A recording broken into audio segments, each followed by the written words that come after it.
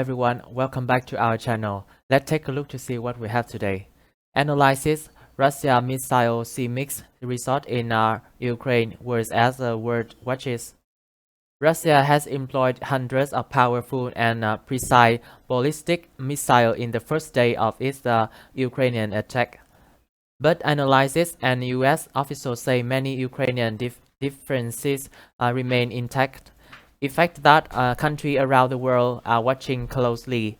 The use of short-range ballistic missile SRBMs is likely being watched closely as a real-world case study by China, North Korea, and other countries that have been developing increasingly advanced arsenal of such weapons in recent years. And Western governments who see Russia as an adversary are eager to gather data on the missile effect in combat. Russia had fired more than 320 missiles as of Sunday morning, with the majority of them SRBMs, a US official told reporters.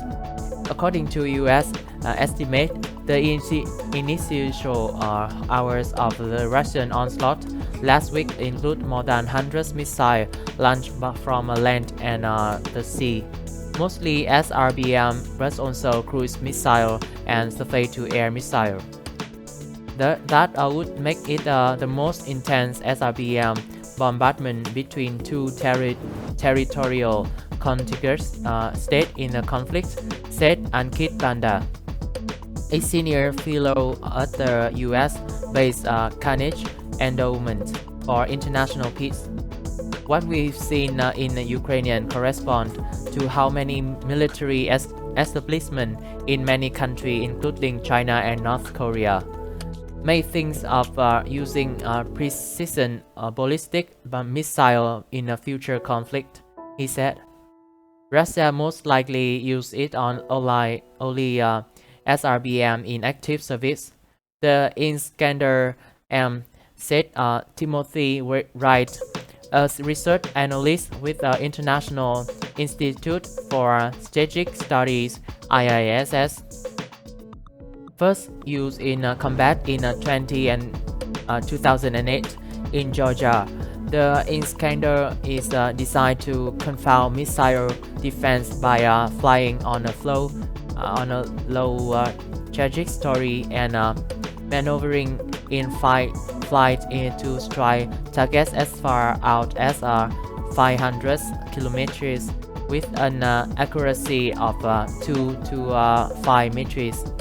According to the Center of the Strategic and International Study (CSIS), it is likely to be able to accurately target and destroy what it is being fired, Wright said, adding that Russia appeared to prosper around 150 launchers, which can also fire cruise missiles. There also appeared to be evidence that Russia has not used the OTR-21 Tokar SRBM, which was believed to have been retired. He said if these were in storage, Russia may have decided to put them to use, rather than scrap them. What the missile targeted and how much damage they caused remain unclear amid the confusion of the developing world, but analysts said there appear to have been some strike on Ukrainian airbase. Iskander missile launched from Belarus had hit an airport in Zhytomyr in northern Ukraine on Sunday. An advisor to Ukraine Interior Minister said, "We see some damage at airport and it looked fairly accurate," said Jeffrey Lewis, a missile researcher at the James Martin Center for Non-Proliferation Study (CNS).